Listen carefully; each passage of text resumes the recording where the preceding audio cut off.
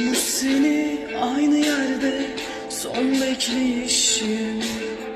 Bu da son olsun seni düşünüp son demlenişim. Yanıyordum, kanıyordum kaçıncı terk edişim. Gidiyordun, izliyordun ama çok özlemişim. Hayli yorgun, harbi zordu son birkaç gece. Ağlıyordu, sızlıyordu bir türkü birkaç gece. Neden bilmiyordum, seni istiyordum. Şu gönlüm susmuyordu, valla çok özlemişim. Ben kendi kendime, hangi derdime hangine sararken,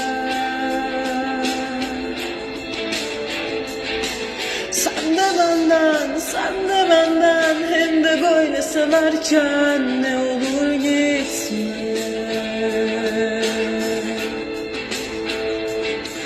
Ben kendi kendime, hangi derdimi hangine sararken,